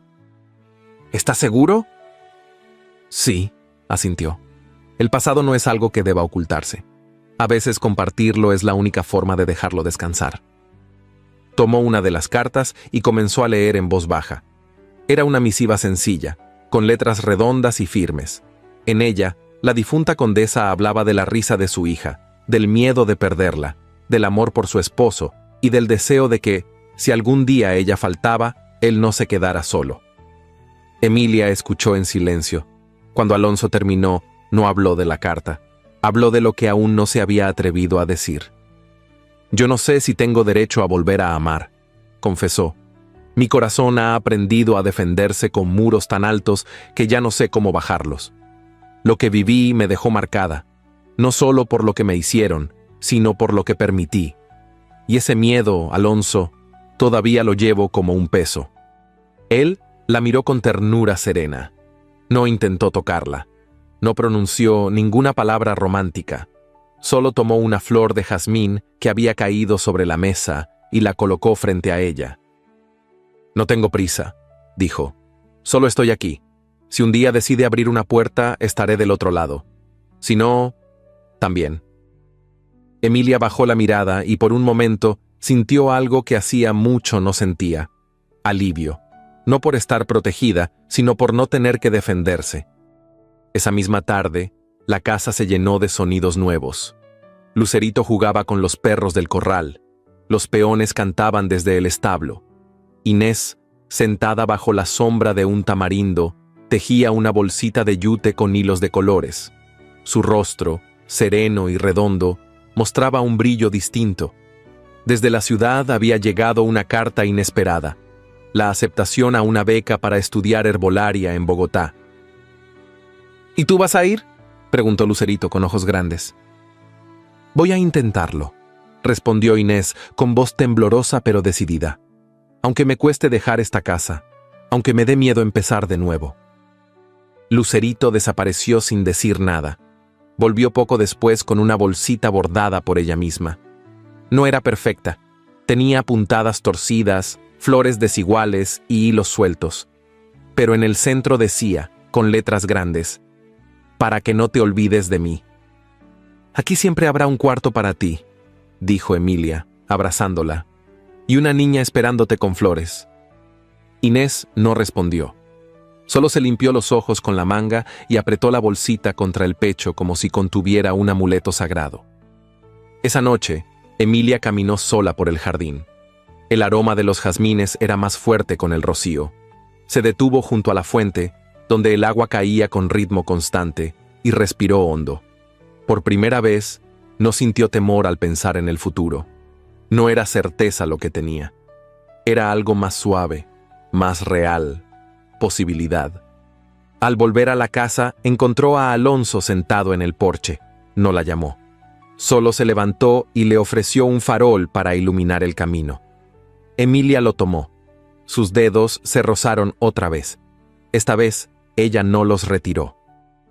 «Gracias», murmuró. «Por nada», respondió él, como si ese gesto fuera lo más natural del mundo. Y en medio del silencio, de la brisa y del murmullo de los jazmines que florecían sin pedir permiso, Emilia comprendió que el amor no siempre llega como una tormenta. A veces entra de puntillas y se queda. La mañana amaneció nublada, como si el cielo hubiese decidido vestir de luto suave, no por tristeza, sino por respeto. El aire de Cartagena, normalmente cálido y salobre, se sentía más fresco, más limpio, como si el mundo contuviera el aliento para un acto que no era cotidiano. Los caminos estaban húmedos por la lluvia de la noche anterior y la brisa traía consigo el perfume de tierra mojada y bugambilias abiertas. Alonso de Aymerich había ordenado preparar el carruaje con discreción. No avisó a los criados del destino. Solo pidió que el cochero condujera hacia el cementerio familiar, en las colinas altas donde el mar se divisaba como una línea plateada entre las palmas. Vestía con sobriedad, una levita gris oscuro, el cabello peinado con esmero y una flor blanca en el ojal. Llevaba consigo una pequeña caja de madera tallada, sujeta con ambas manos como si pesara más de lo que aparentaba. Emilia, al saber a dónde irían, no preguntó nada. Aceptó la invitación en silencio, con una mezcla de reverencia y pudor. Lucerito, sin entender del todo, se colocó su mejor vestido celeste, el mismo que había usado en la audiencia, y un moño blanco que Inés le ató con cuidado. Subieron los tres al carruaje sin prisa. Nadie en la hacienda habló. Solo Inés, antes de cerrar la puerta principal, murmuró una oración breve, como si bendijera el trayecto. El cementerio de los Aymerich estaba rodeado por muros cubiertos de musgo. El portón de hierro forjado crujió al abrirse, revelando un jardín cuidado, con cipreses altos y senderos de piedra. Allí, entre tumbas antiguas y lápidas adornadas con epitafios desgastados, se alzaba un mausoleo modesto, sin excesos, pero digno. 2 nombres grabados en mármol blanco descansaban uno junto al otro. Leonor de Aymerich, condesa de San Lázaro. Ana Isabel de Aymerich, hija del amanecer. Emilia se detuvo al ver las inscripciones. No se acercó de inmediato. Bajó la mirada. Luego avanzó lentamente, con el ramo de jazmines blancos apretado entre los dedos. Se inclinó con suavidad. Colocó las flores al pie de la lápida de la niña y permaneció allí un momento, en silencio. No lloró. No se estremeció, pero en su respiración contenida se adivinaba una conversación íntima, muda, con quien nunca conocería. Alonso se mantuvo unos pasos detrás. No interrumpió. Cuando finalmente se acercó, lo hizo con respeto. «No quería que vinieras para reemplazar lo que perdí», dijo en voz baja, «sino para comprender por qué he temido tanto empezar de nuevo. A veces me parecía una traición amar otra vez, como si al hacerlo borrara lo que fue. Pero contigo aprendí que se puede construir sin destruir». Emilia lo miró, con los ojos abiertos por una emoción contenida, como si no supiera si debía agradecerle o disculparse. «Yo no sé si podré llenar un espacio», susurró, «pero puedo cuidar lo que se me confía». Lucerito, que hasta entonces había permanecido cerca de un rosal, se acercó despacio. Se detuvo frente a la tumba de Ana Isabel. La miró con curiosidad tímida, y luego dijo en voz casi inaudible: «Yo cuidaré de él ahora». Ninguno respondió, pero Alonso agachó la cabeza, conmovido. Esa frase, dicha con la inocencia de una niña, selló algo que las palabras adultas aún no se atrevían a nombrar. Fue entonces cuando Alonso sacó del bolsillo interior de su levita un pequeño estuche de terciopelo. Lo abrió frente a Emilia. Dentro había un anillo. No era ostentoso. No tenía diamantes ni grabados nobles. Era un aro de oro pálido, pulido con años de uso, sencillo como una promesa que no se impone. No es una obligación, dijo. Es libertad, para que sepas que, si un día decides quedarte, esta casa será también tuya, no por nombre, sino por elección. Emilia no extendió la mano. No lo tomó aún, pero lo miró largo rato, como quien observa no una joya, sino una oportunidad que ya no se creía merecedora de recibir. No estoy lista para decir sí, confesó con honestidad temblorosa. Pero ya no tengo miedo de decir tal vez. Alonso asintió. No hubo reproche, solo esa sonrisa tenue, casi imperceptible, que él reservaba para las verdades profundas. Después, se arrodilló frente a la tumba de su hija. Sacó de la caja tallada un pequeño relicario de plata, con bordes en forma de hojas y un cristal ovalado al centro. Lo sostuvo entre los dedos unos instantes, como si se despidiera. Esto fue de Ana, explicó, mirando a Emilia. Lo llevó colgado al cuello cada día de su corta vida. Hoy quiero entregártelo, no para olvidar a mi familia, sino para proteger la nueva que estamos formando. Emilia lo recibió con las dos manos.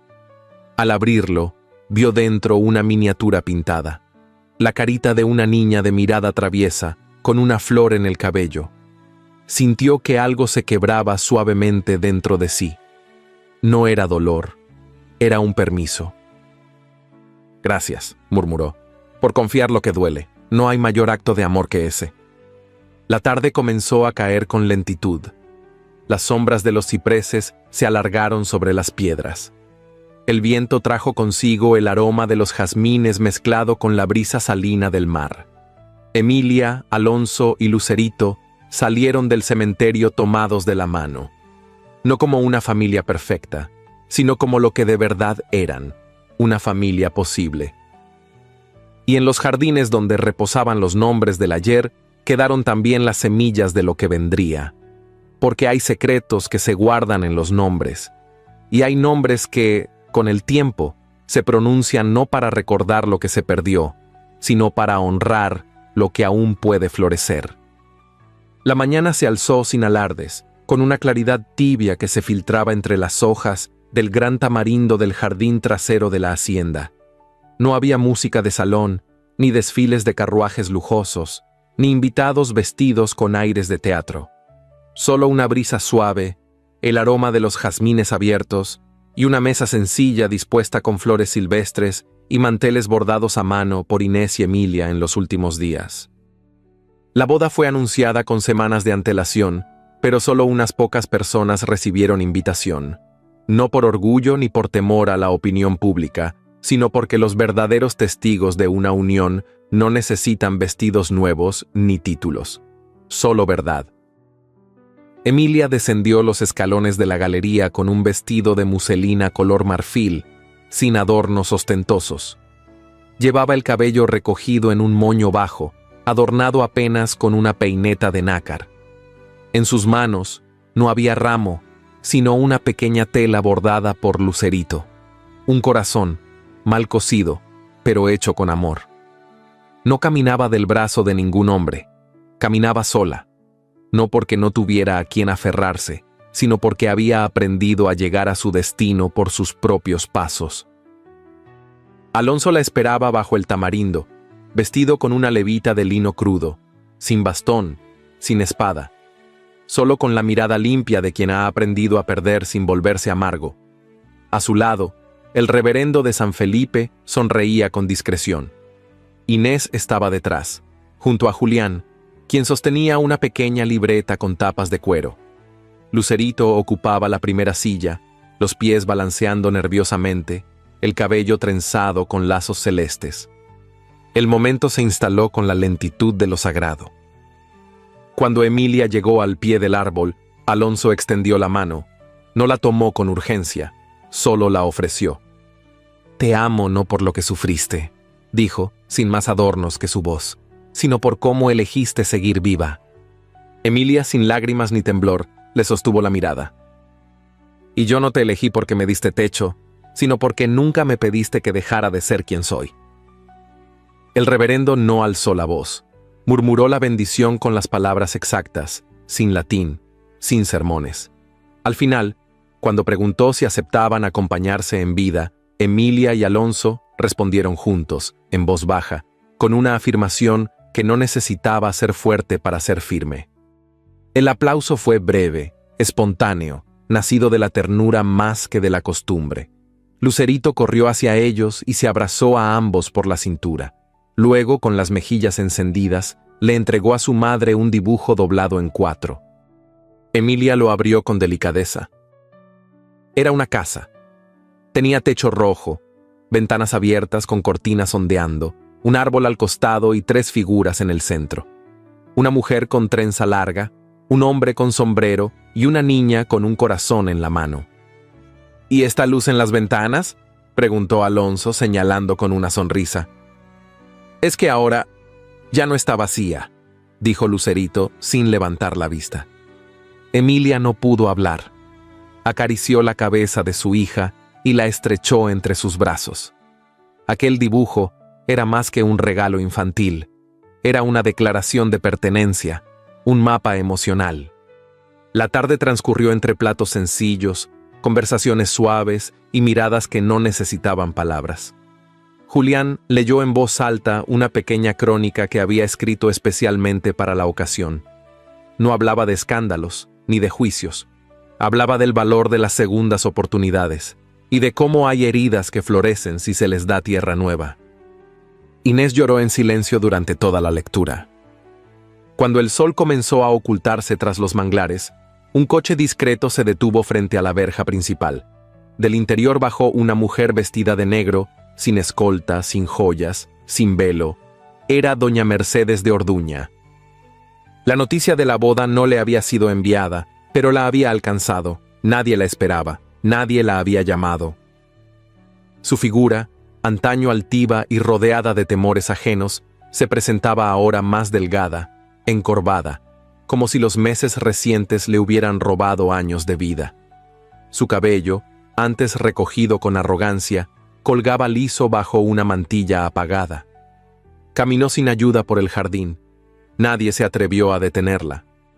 Al llegar al tamarindo, miró a Emilia, solo a ella, y sin arrodillarse ni inclinar la cabeza, sin discursos ni explicaciones, extendió un sobre de papel grueso. Dentro, Emilia halló una escritura de cesión de tierras, firmada y sellada por ella. «No puedo devolverle lo que le quité», dijo Mercedes con voz quebrada, «pero puedo dejar de retener lo que no me pertenece. No lo hago por redención, ni por lucir noble. Lo hago porque envejecí, y al envejecer, se aprende a distinguir la vergüenza del orgullo». Emilia tomó el sobre, no lo abrió. Tampoco respondió con euforia ni reproche. Solo asintió. «Gracias», dijo, «no por el papel, sino por venir sin máscaras». Mercedes no pidió quedarse. No preguntó si podía compartir el pan. Se marchó como había llegado, en silencio.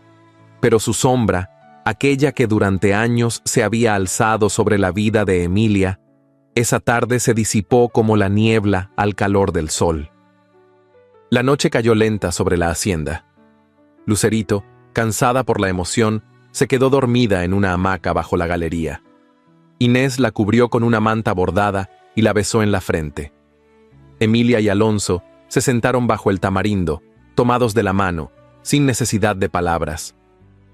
No eran una pareja de novela, eran 2 sobrevivientes, 2 almas que habían caminado a ciegas y habían encontrado, al final, una luz encendida detrás de una ventana.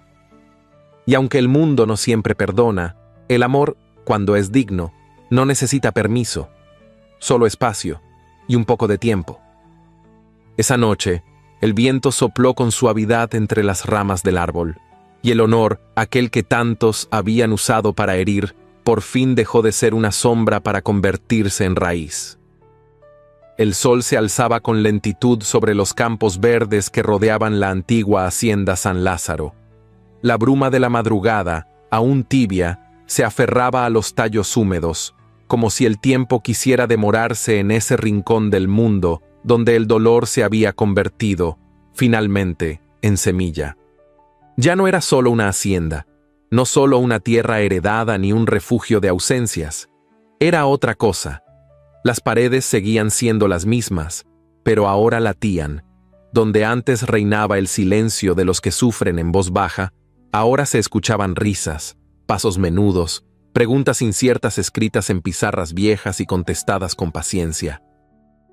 La escuela rural de San Lázaro había nacido 2 años atrás, y aunque no tenía nombre oficial grabado en piedra, todos en la región sabían a quién le pertenecía, no por derecho legal, sino por amor sembrado. Emilia Galván no solo enseñaba allí, la habitaba. Bajo la sombra del gran tamarindo, cada mañana, niños de rostros tostados por el sol llegaban con los pies descalzos, con libretas hechas a mano y el hambre callada de quienes no pedían pan, sino oportunidad. Emilia los recibía con voz baja, pero firme. Les enseñaba no solo letras, sino también a mirarse sin vergüenza, a pronunciar su propio nombre sin agacharse. El aula principal había sido antes el granero de la hacienda. Las vigas crujían con cada viento fuerte, pero resistían, como todo en ese lugar. Las mesas eran irregulares, algunas bancas se tambaleaban, pero en las paredes colgaban mapas, palabras nuevas y dibujos hechos con tizas de colores partidos. Todo allí hablaba de comienzo. Lucerito, ahora con 10 años, ayudaba a repartir cuadernos y a leer cuentos en voz alta a los más pequeños. Su cabello, siempre trenzado, bailaba con cada paso, y sus ojos, vivaces, eran idénticos a los de Emilia cuando creía en el futuro. Alonso la observaba desde la galería, con la calma de quien ha aprendido a no necesitar decir mucho. En sus brazos dormía una bebé envuelta en una manta de hilo. Isabel del Rosario Aymerich Galván, de apenas 3 meses. Su respiración pausada, sus manitas cerradas en puños suaves, eran una melodía invisible. Isabel era la hija del nuevo tiempo, no nacida en el escándalo ni en la pérdida, nacida en la calma. En las tardes, mientras Emilia preparaba infusiones de hierbas secas y revisaba las tareas escolares, Alonso paseaba con la niña dormida contra su pecho. A veces se detenía frente al altar de madera que había mandado colocar bajo un naranjo. Allí, sin palabras, murmuraba para sí mismo oraciones que no estaban en ningún libro. Era un hombre cambiado, no por redención, sino por rendición ante la vida que se le había ofrecido cuando menos lo esperaba. La comunidad, lenta pero visible, había comenzado a mirarlos distinto. Las mismas puertas que una vez se cerraron, ahora se abrían con pan tibio, con frutas frescas dejadas al pie del portón. Nadie pedía explicaciones. Nadie negaba el pasado. Pero en las plazas y mercados, el nombre de Emilia ya no era susurro de escándalo, sino ejemplo. No por haber vencido, sino por no haberse rendido. Julián Espeleta regresó meses atrás, esta vez con un cuaderno nuevo y una propuesta en los labios. Había pasado los últimos meses recorriendo pueblos, escuchando a otras mujeres como Emilia, recogiendo historias silenciadas. Su libro, publicado con tinta limpia y palabras honestas, llevaba un título sencillo: La verdad de Emilia. Fue leído en Cartagena, en Bogotá, incluso en círculos pequeños de intelectuales del sur. No fue un éxito inmediato, pero algo más importante ocurrió.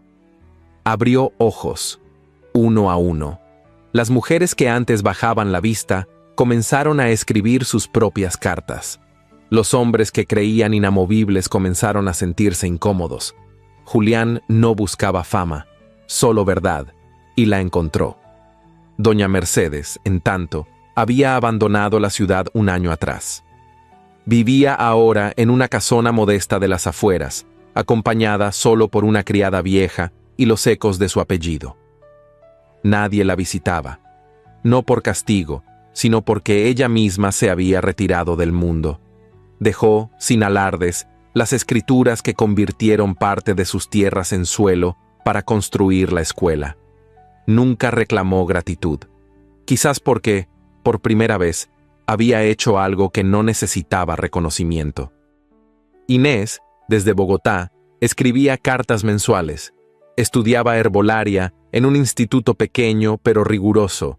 En su último sobre había enviado semillas raras, recetas nuevas y una promesa.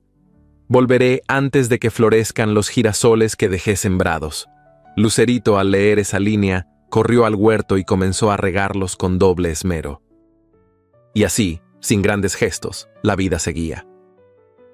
Una tarde, mientras la brisa marina comenzaba a revolver las cortinas de lino de la escuela, Emilia se sentó sola en el escritorio principal.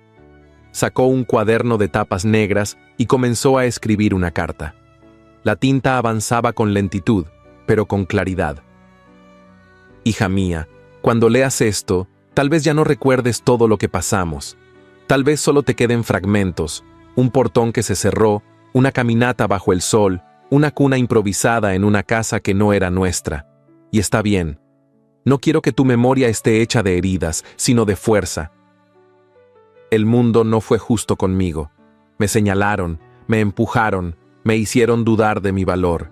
Pero elegí la justicia, no la venganza. La justicia que se construye despacio, como se cose una camisa vieja, puntada por puntada, con paciencia, con amor. Elegí vivir, y vivir sin esconderme, y eso, hija mía, también es amor. Al cerrar el cuaderno, Emilia miró hacia la ventana. Lucerito jugaba con otros niños en el patio de tierra. Alonso, sentado bajo el tamarindo, sostenía a Isabel dormida, como si el tiempo ya no pesara. La luz del atardecer comenzaba a teñir los corredores de oro pálido. El sonido del mar, lejano pero constante, llegaba como un susurro desde los manglares. La brisa agitaba con suavidad las cortinas blancas de la escuela, que se elevaban y caían como si respiraran.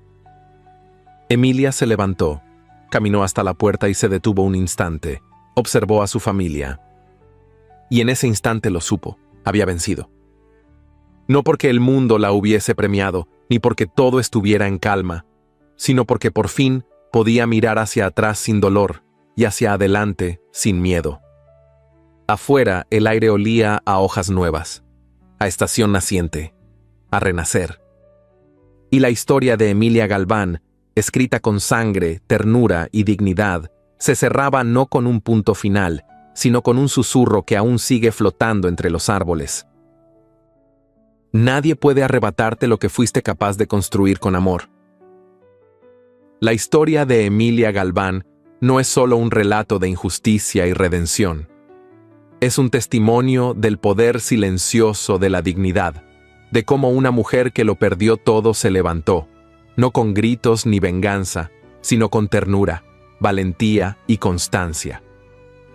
Nos recuerda que el verdadero amor nos salva, acompaña, que la justicia no siempre llega a tiempo, pero siempre vale la pena buscarla, y que las cicatrices pueden convertirse en raíz cuando se elige sembrar y no odiar. Emilia no luchó para ser aplaudida, sino para vivir sin agachar la cabeza. Y en ese gesto profundo, muchas otras mujeres, reales o no, encuentran el reflejo de sus propias batallas. Si esta historia te conmovió, te hizo pensar o te regaló un suspiro, cuéntamelo en los comentarios. ¿Con qué momento te quedas? ¿Qué escena no podrás olvidar? Y si llegaste hasta aquí, escribe la palabra Jazmín en los comentarios. Así sabré que fuiste parte de este viaje hasta el último suspiro. Eso me ayuda a saber que estas historias siguen tocando corazones y que vale la pena seguir contándolas.